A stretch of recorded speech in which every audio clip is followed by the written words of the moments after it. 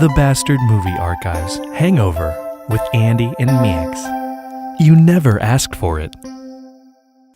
2 in a row. Texting, you unprofessional twat. Hey, we're in a break. We've done 2 in a row. Calm down. Yeah. Can you just call me that all the time? You Max. unprofessional twat. Max, you'll always be an unprofessional twat to me. I like it when you call me that.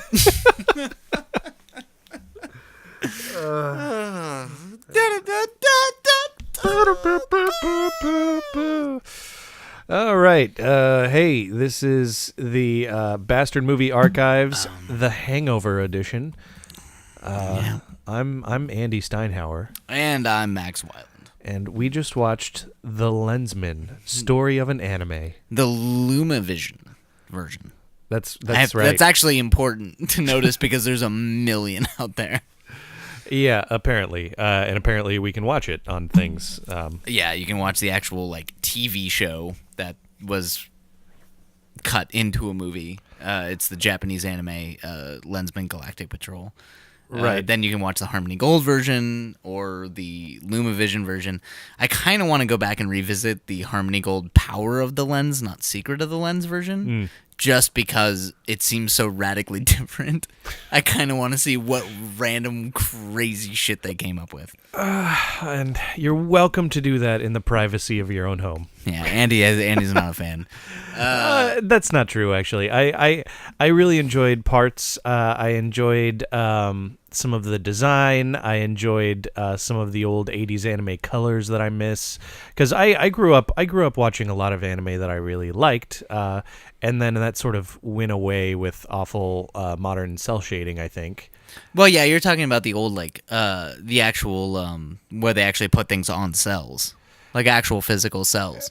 Yeah, what where am I it was talking paper, about? It was paper anime. Well, cell shading's a different thing. Cell shading is an actual digital process where you create like a sort of flash animation. It's where you would use duplicates and shade things digitally. Okay. In 3D environments and map them. So it utilizes the same sort of technology. It just digitizes it and puts it in a flash program, which moves differently than say. Like Bakshi animating live action people for the Wizards or the Hobbit or something like, which was just anime, or like even Walt Disney did that. I guess my point is that I like older anime, how it looks and feels much better than newer anime. Yeah, you're talking about actual cell shades that were projected on 16mm film that created or 35 depending. Okay. Also, just really thick lines and tropes that are blown out of the water. Well, thick, yeah, So cell, to be fair, just to be clear, is cell shading is a digital process versus what you're talking about, cell animation, which is where they would take paper drawn items and then actually print those on cells, which is why the lines are so harsh. Okay. They're so deliberate. And then those cells would be colored and then projected onto film. Hey, Max. Yeah. You've watched a lot of anime. No, I just know about how it's made. I know animation.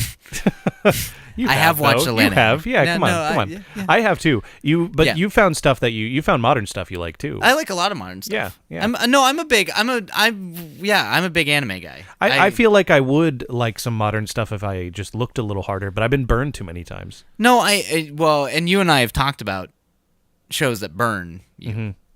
Yeah. Well, it's hard to top growing up in the era where Cowboy Bebop, Escaflowne, Outlaw Star, Evangelion, all these things were good. It's hard to top that. That's our era. Well, and Trigun, when I'm 13 Kenshin. and I have a friend who comes over and says oh, you got to see this Akira shit. It's weird, and I just fell in love at a very young, impressionable age. Yeah, it's funny. The sacrilege is that I'm not a huge. I like the Akira manga, but I'm not a huge fan of the movie. The movie's animated beautifully, but I think the story's pretty shitty, and there's no characters.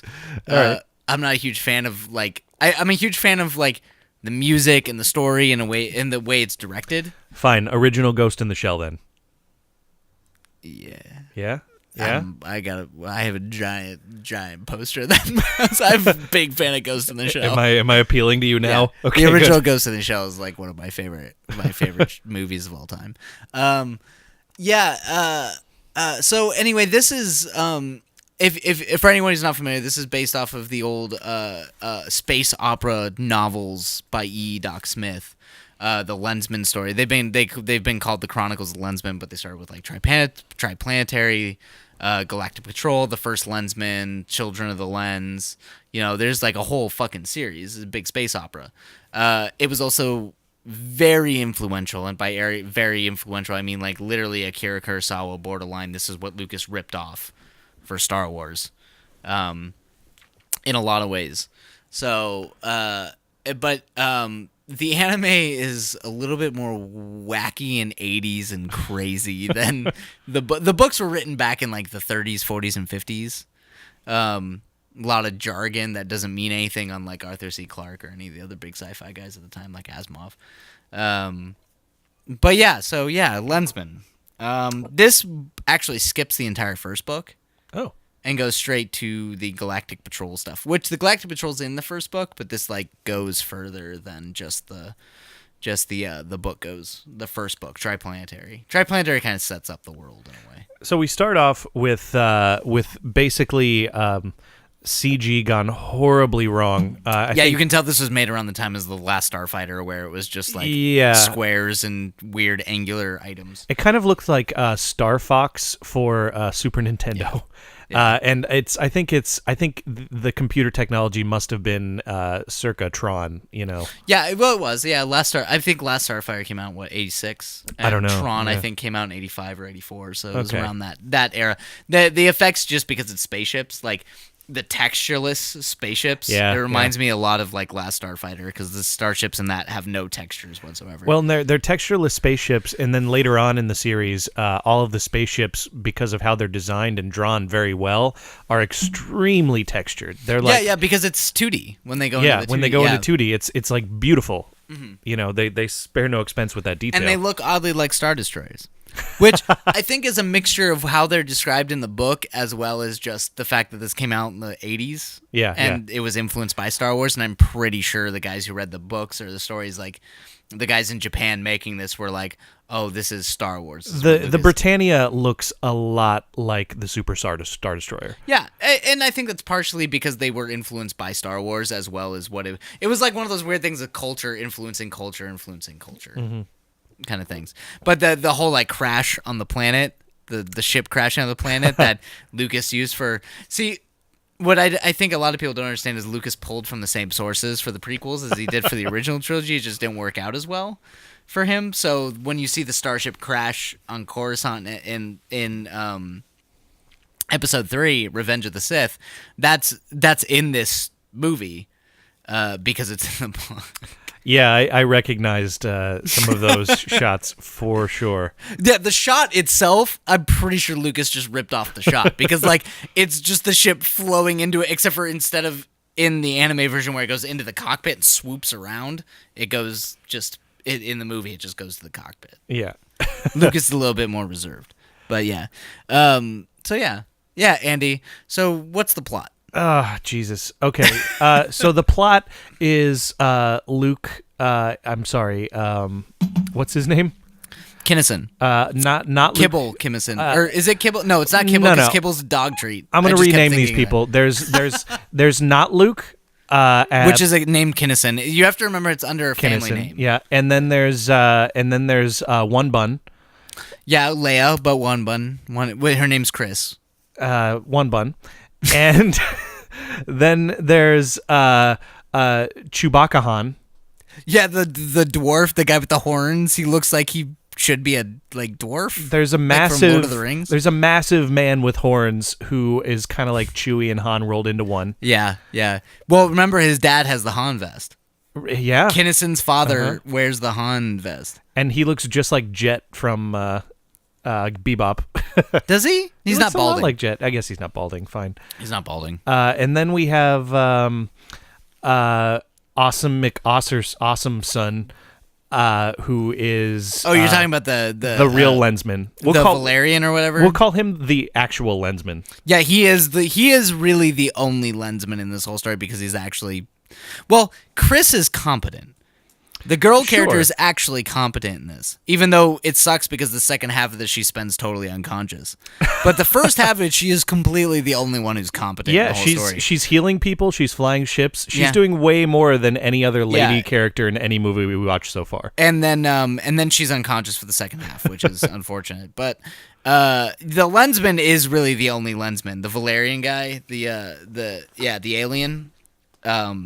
He is the Lensman because he just shows up and like wrecks everything when he shows up. He just saves everybody and then vanish. So keep in mind that this movie was cut from a TV show that was much longer into a movie because there's a lot of gaps. There's a lot of gaps.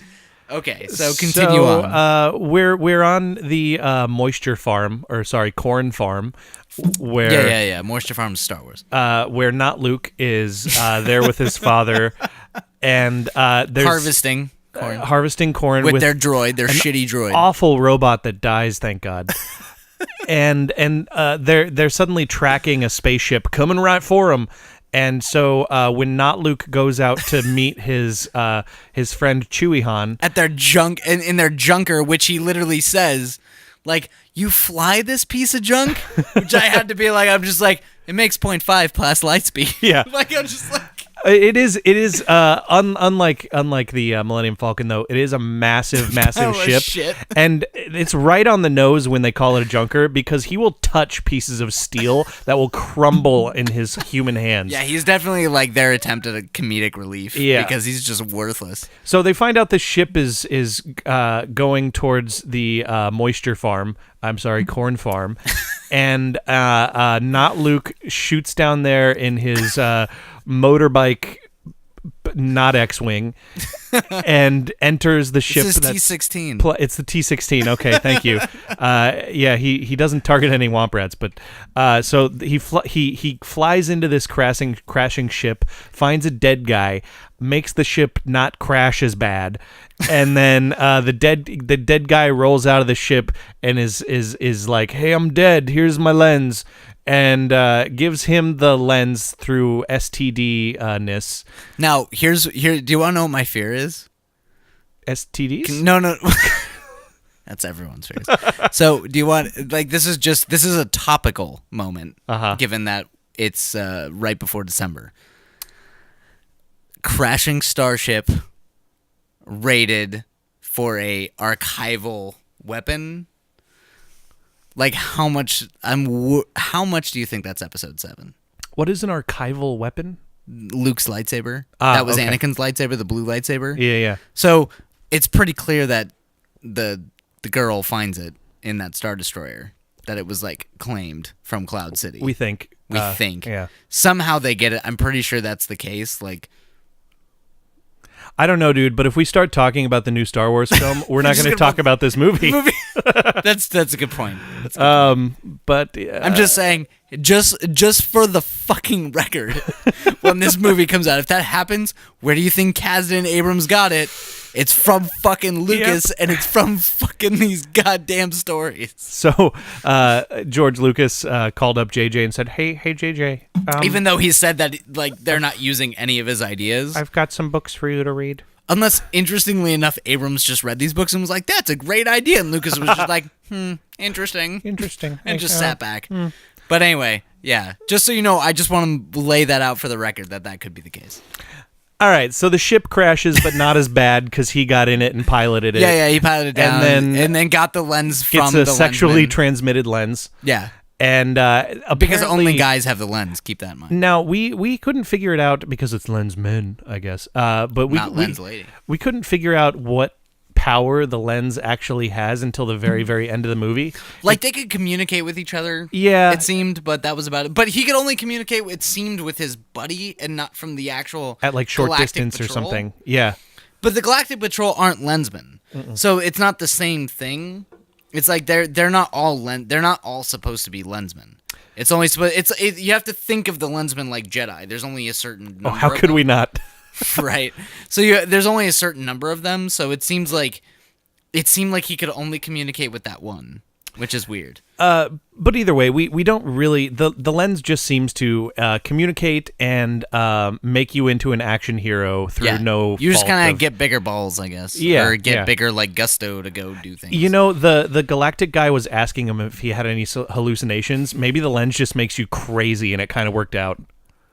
Well, but I had mentioned that when we were watching it because he starts tripping the fuck out. Oh, when yeah. he gets it. And I was like, oh no, like everything's none of this is real. So the whole thing just takes place on that planet. It's all in his head. Like nothing's happened. His dad's still alive. They're all like really worried about him. Wait, you mean he's losing his fucking the mind? brain ships didn't attack and blow up the planet?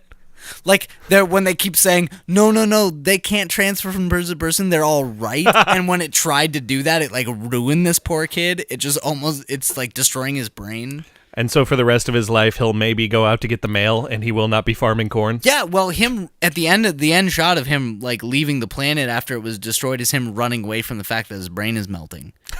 That's him leaving the reality of his own death. And so for him to believe that, anyway. So they escape the planet, but his daddy sacrifices himself. Yeah, himself and the robot. The godforsaken robot. Thank God. And they get off the planet, and then they go to some awful, for some reason. Well, no. They go into the ship that's getting attacked by the bad guys that are in like brain chips. Yeah. And then they get into the sex torpedoes. Well, no. First, they go to the planet with the tentacles, the I'm fuzzy sorry. tentacles. Yes, you're right. They do go to the tentacles before they go to the That was another thing that I didn't get is they go to this planet with, I guess, with guys that want to eat them. Slugs? Yeah, there's opium slugs that appear to have some very advanced civilization, and then a bunch of biomechanical tentacles and all that like titillating stuff of like. Killy or whatever his name is watching the girl bend over all the time. Yeah. Even though she shows him how to like deal with all this, like she's actually putting the ship together. Yeah. And he doesn't know, and she's like, "No, you idiot!" Like she literally is just like, "Oh, you're cute. Just go sit over there. I gotta go deal with this right now." Well, like she's totally telling him like he has no idea what he's doing. Because not Luke is being whiny Luke from A New Hope. Yeah, but he doesn't. Yeah, and he has no fucking clue what he's doing. But and then she gets attacked by tentacles. She gets attacked by tentacles and taken. Now, and then they went to this really Giger-esque place with the slugs that try to eat them. And that's where main Lensman guy shows up. I just don't understand, except to introduce the main Lensman guy, how any of this fits into anything. Nothing. It was probably the second or third episode, just to give you a little bit of filler. Okay. So they get out of there, hotly pursued by the main bad guys and their brain ships. Yep. And then they go to some heavily populated, formerly beautiful. Oh, well, then they get attacked, and then they have to shoot themselves out in the torpedoes. Sex torpedoes, where Chris demands to be in the pod with Kinnison. Nobody knows who Chris is. We're One Bun. Demands to be in the pod with not Luke.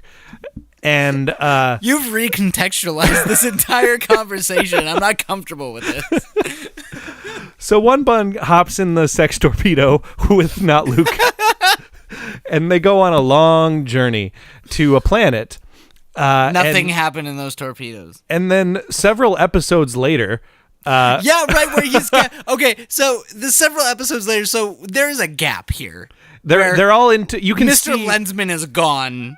We don't know where. Well, here's the thing, too. When they do the shot of them going through space in the torpedoes, they're like feet away from each other. Yeah. So I'm not sure how they got separated. There might have been an episode involving two of them that. landed on the same planet. Chris and Kinnison landed on. Oh, they're all on the same planet. And then the other guy did, but we don't know where the Lensman guy went. Where the Valerian went. I think he was there the whole time. He was just like in hiding or helping the rebellion or something. Yeah, because he shows up at the end. But he's there though. He's there. But we never see him when they're all like getting together with the old crazy lunatic guy. Mm-hmm. So when we come in, okay, so maybe he doesn't exist. Maybe not Luke's lens. It has the power of conjuring an insane little alien guy, like beings, like little weird guys that belong in Dragon Ball. So we see them shoot off into space, and then we literally cut to them like a dance party that's happening on this planet. That's controlled by the enemy. Dance party. Yeah, like real big, like where the dance floors are rising and falling with trippy music, and there's this old guy who apparently is our DJ, And then he leaves and goes back. Or no, he doesn't leave. There's a fight. There's a brawl. We see the guy who's supposed to be Han/Chewbacca in one body. Hanbaka. Yeah, Hanbaka. Like, sitting in the corner, and they're just like, no, I'll leave him alone. We're like, oh, so that guy's there. Where's everybody else? And then we go back to the old guy. He finishes his DJ set, leaves, goes back to his shitty trailer, and that's where everybody else is. Yeah. And you're like, what happened? It turns out, I guess, like, Hanbaka got captured, is not working in the mines, and they're like, well, and save him. Hanbaka gets in the fight and subsequently gets captured because he wanted to sit down.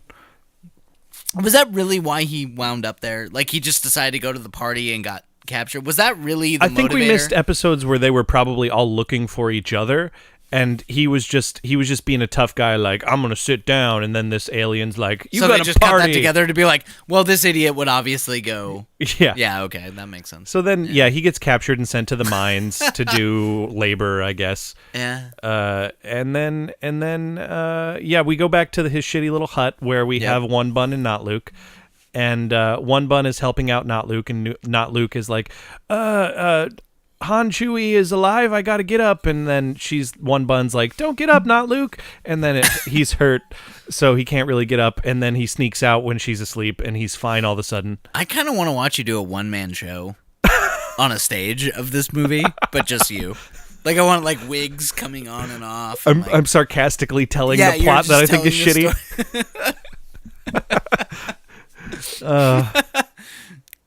Yep. Yeah.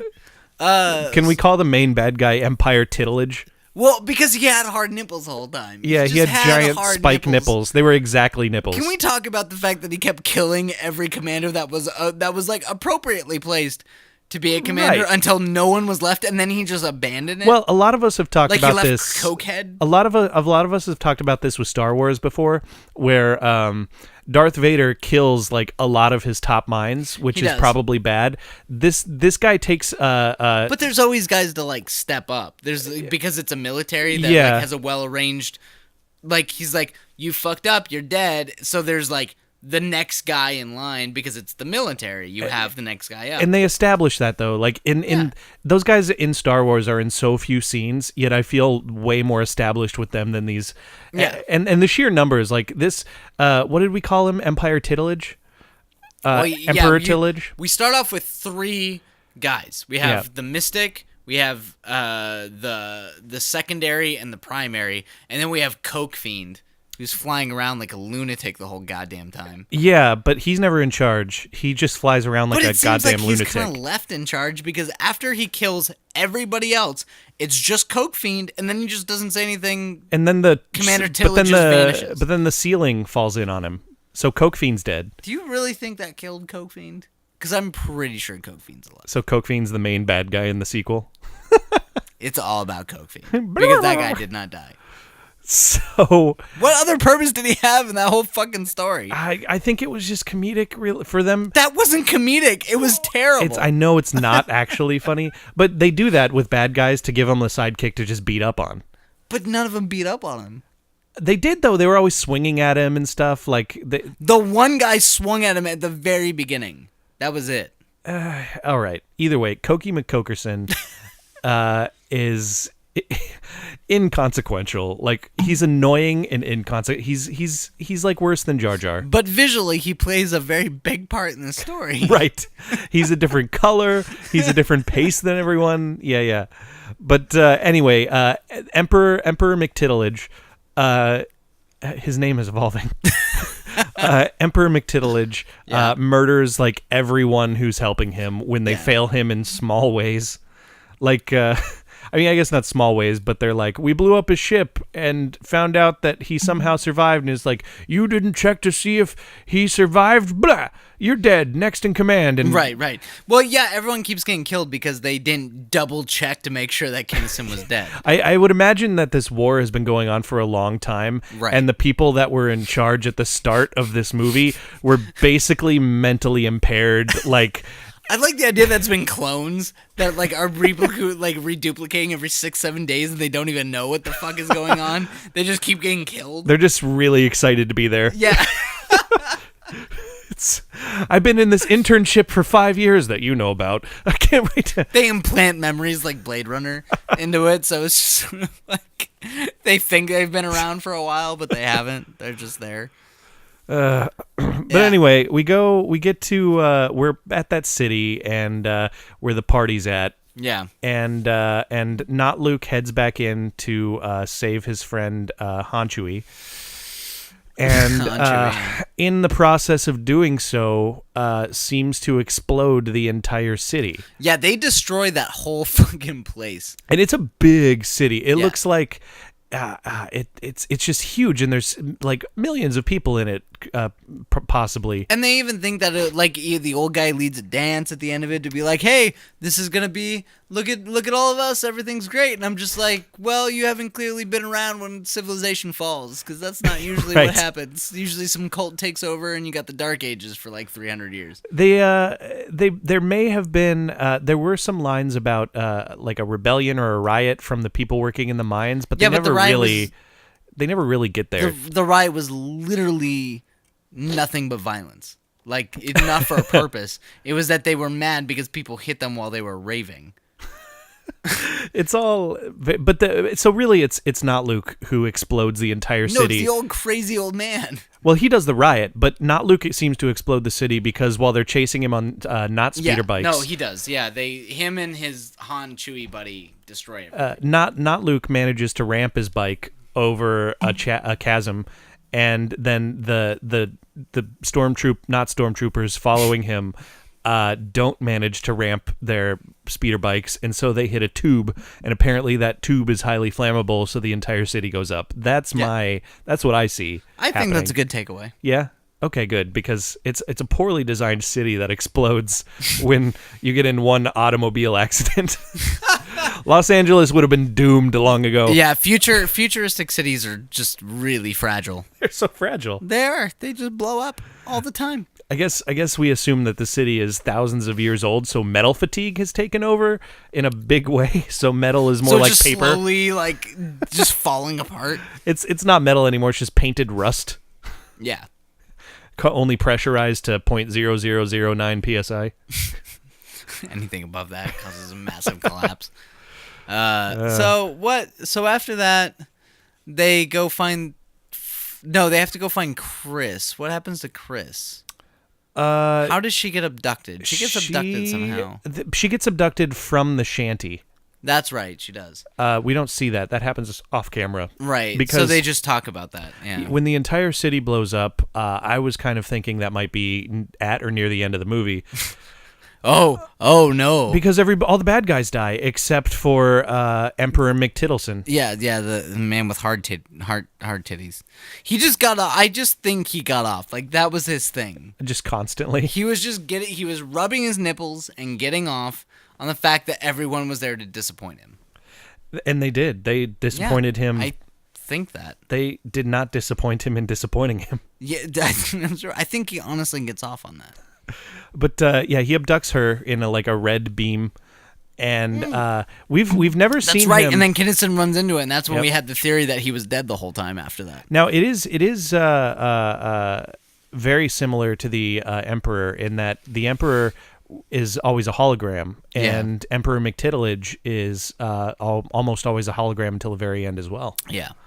Emperor McTittiledge puts a red beam down and tells Not Luke to come on up if he wants to save One Bun, and so he obliges. Not Luke heads up there, and his friends try to follow, but they can't. Mm-hmm. Similar, and that's when we get the power of his lens. Not yet. We're not there yet. Because at first he goes through trippy CG hallucination. Well, yeah. He falls through the void and he gets super Lovecraftian. Yeah. And you think he's dead the whole time because he falls into this void. Right. And then we were thinking he might just be dead, and the movie would end with him being dead. I think he's okay. Dead. So first he was insane, and then he died. Well, he's running away from the fact that he's dying. That's why he's well. At the end of the movie, he actually goes towards the light. So maybe he accepts his death at the end. So he was in some sort of purgatory, and then he finally made it up to heaven. Fighting the monster that he died fighting because he was a dumbass and stepped into the red beam. That could have just vaporized him. I'm pretty sure that's what it did. The We're just dealing with the sequential, like, psychological struggle of a dying fucking moron hero. the bad guy was really stupid though too. If we assume that what happened, because I mean, really, you could just solve this instead of sending him on this weird mind quest and having him step into a beam with just like a rifle from our time, and it would have been really quick and easy. Yeah. Even if he did beam him up, like beam him up into a cell and then shoot him in the face. Yeah. Don't be Dr. Evil right now. Don't make me Scott. Shoot him in the face. That's how you solve that. But you if want you're to the be bad all guy. efficient about it. This is supposed to be like operatic and melodramatic. You can sing afterwards. No. He wants to sing now. Bad guy can shoot him sing and then now. sing a song. I shot him in the face. Just shot him in the face. That's Singing in the Rain. Yeah, you were. I mean, that's like a Kubrick movie. What you're doing there is singing a Kubrick movie. That's how hardcore you're going. This is an opera. I was gonna belt it out there, but then I remembered it's 11:30 and we have neighbors. Yeah, don't show your vocal capacities here. That's not what this Don't podcast is upshow. about. Don't do that bullshit. No one gives a crap. No one gives a shit.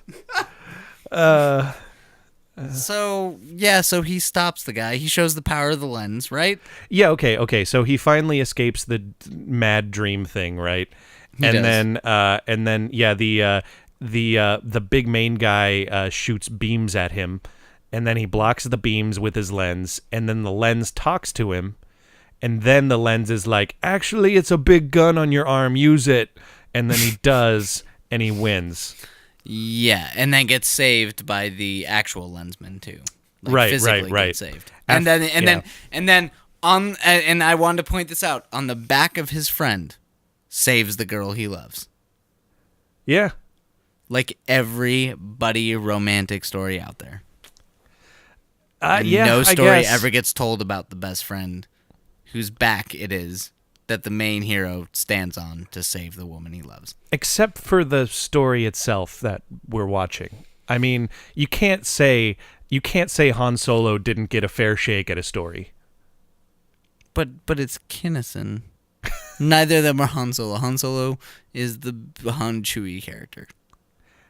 Yeah. But you were saying other stories. I'm saying that like Han is the back on which Luke stood, right? No, I'm saying in every romantic comedy / dramedy, Oh.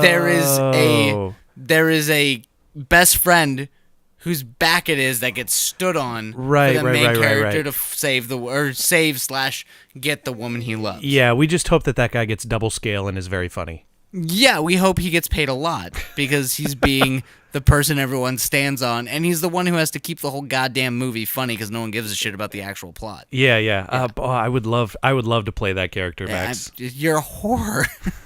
You want that.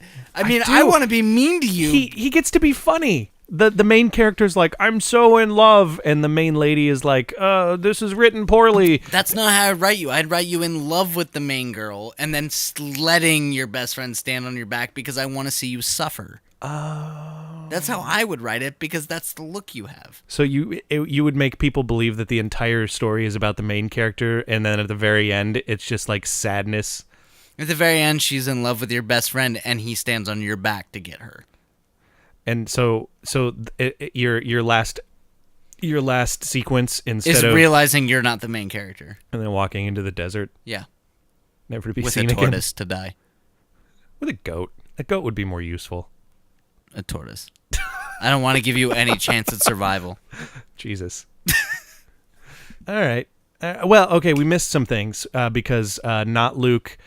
We think it's over, and not Luke is getting out of there, and then suddenly Emperor Tittiledge becomes. Is this when he manifests? This is when he becomes corporeal. Oh yeah. When he manifests into like an actual physical being, yeah. Yeah, and then they have another stupid little battle, and then he turns to stone via a Harry Potter spell. Yeah. But you have to remember, because he's supposed to be the manifestation of the Adorians, so in the Lensmen series, there's the Adorians and the Arisians, which are both non-corporeal beings that exist in the universe. So when he dies, the Adorian DNA / mind consciousness of the Adorians continues on. So it's a big sort of like, oh no, oh no, what are we gonna see? And then it's the Adorians floating through space, and you're like, go figure. So the concept or embodiment of evil, I took it more as like just a stupid thing. You thought it was just like the end of Halloween or something, where it's like, yeah, something like that. Where they're just like Freeze frame. The end? Question mark? Which, in case you're not aware, is what got that movie a sequel. I'm not kidding.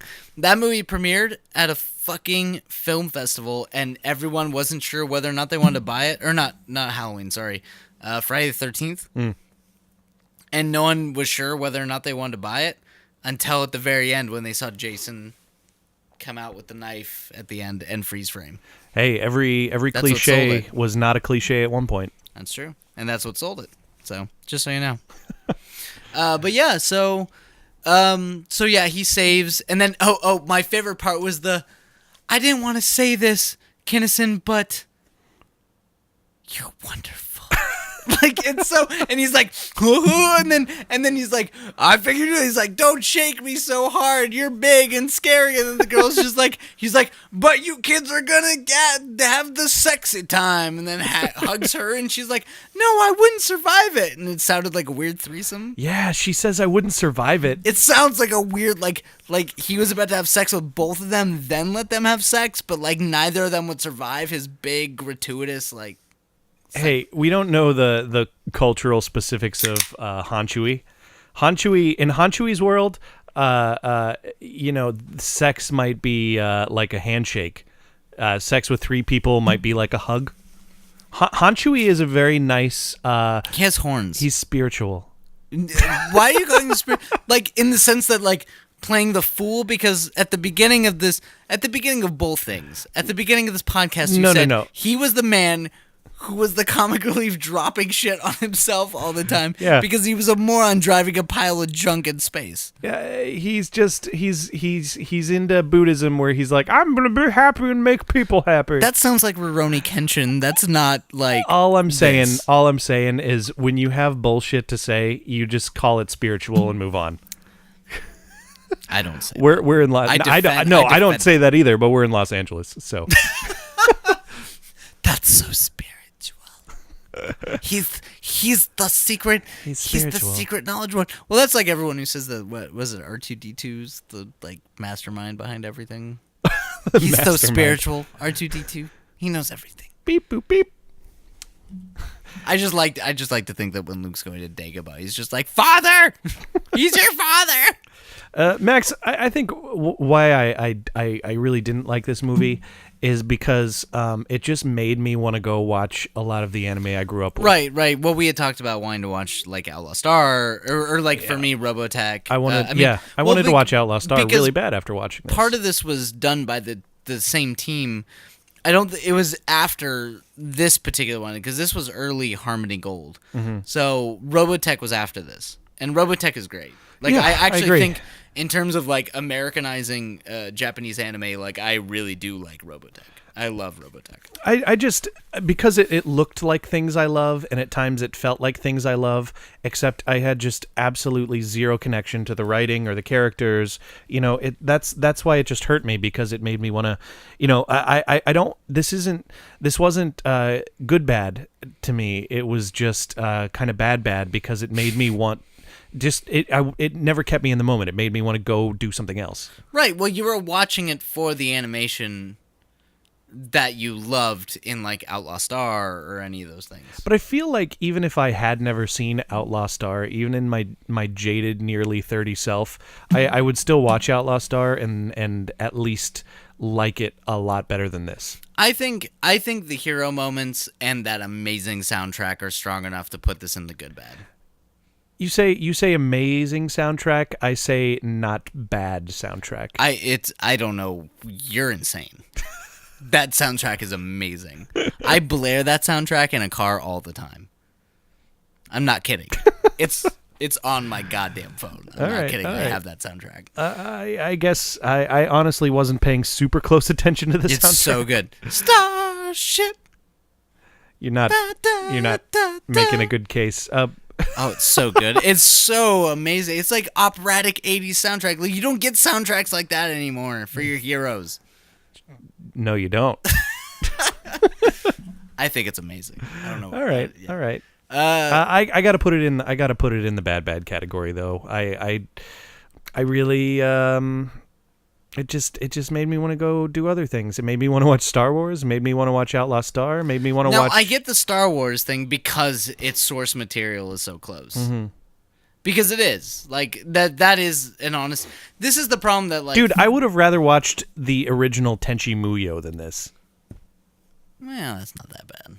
Tenchi Muyo is not too bad. Well, it's entertaining. Yeah. If nothing can be said of that. I mean, that's.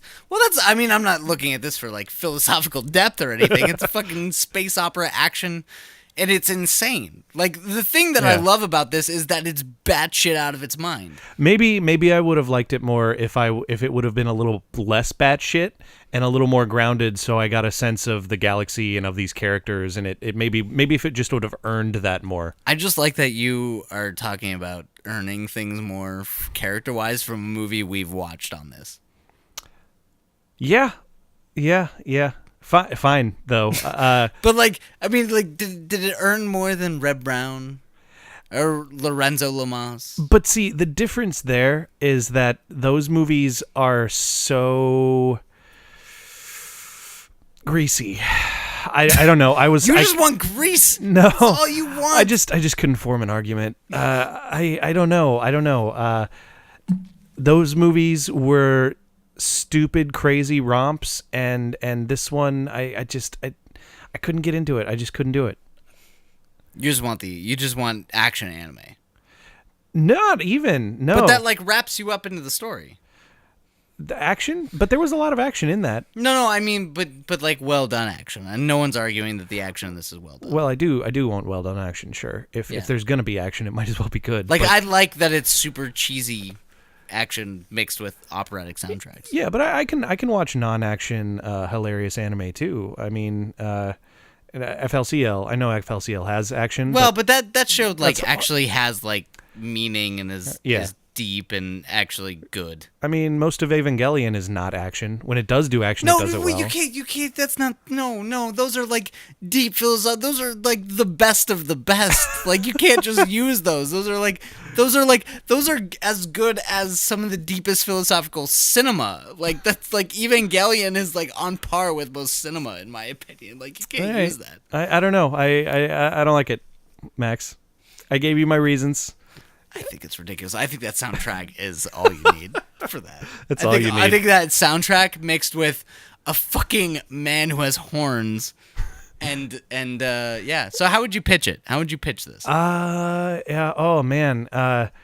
Did you think Akira didn't make sense? Did you like that Akira didn't make sense? You're gonna love this. Do you want to shit on the memory of Star Wars? Do you? Do you ever feel like you have horns on your head, but they're just not actually there when anyone else looks at you? Are you on a certain amount of pills? Are you high right now?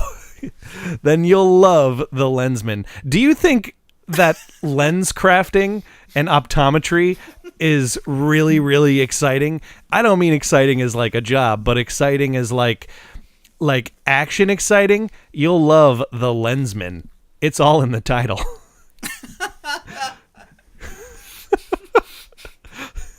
There's many pitches for you.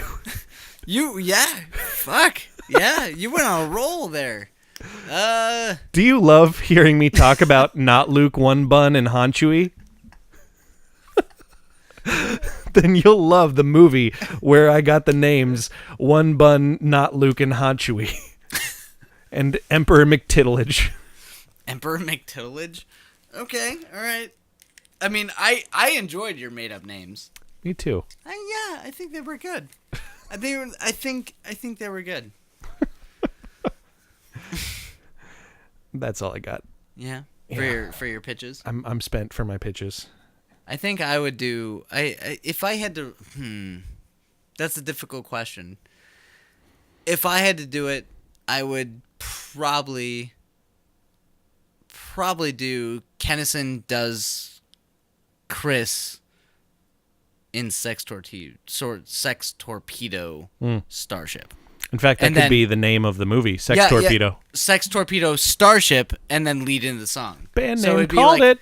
It would be like Chris does Kennison Sex Torpedo Starship. Think we're gonna make it. Think we're gonna make it. Starship. And go into that's how you lead into the opening number. Do you like Tron graphics? Oh, well, that was my favorite part. So the last Starfighter / Tron graphics are the best.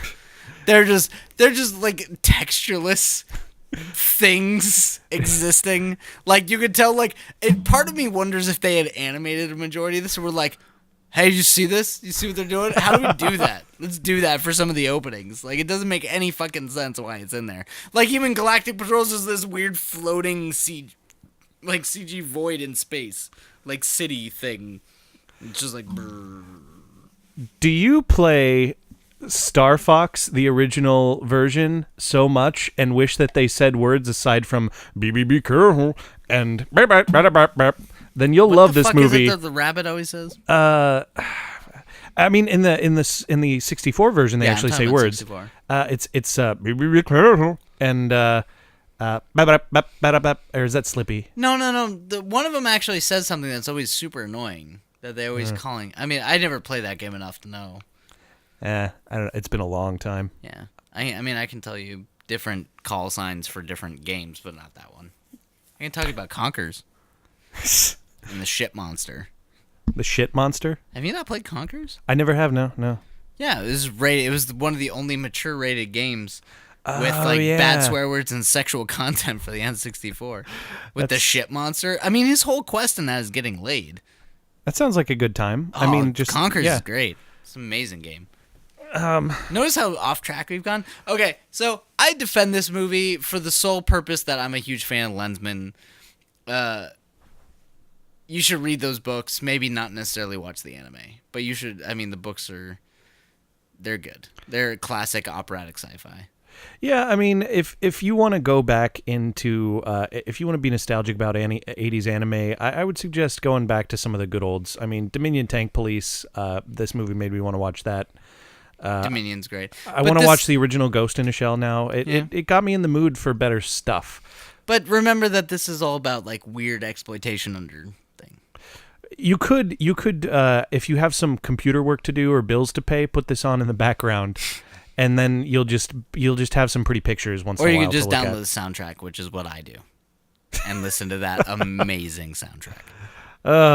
Well, with that, I'm Andy Steinhauer, and I'm Max Wyland. Max. Thanks for listening to Bastard Movie Archives, The Lensmen. Join us next time for something not this. Yeah. Fuck, I didn't come up with a movie to watch next time. Well, I actually legitimately did not do that. You know, there'll be something. There's quite a list. We're not running short. Yeah, we're not running. Oh, no. I do. I do have the movie we'll watch next. Okay. It's Drunken Wu-Tang. Drunken Wu-Tang. Okay. It's an old martial art movie from Hong Kong cinema back in the 70s. You'll never see a more racist movie against Chinese people by Chinese people. Love it. Yep. All right. Signing off, Ghost Riders. Goodbye, One Bun. Goodbye, Not Luke. Starship. Goodbye, HanChewie. Goodbye.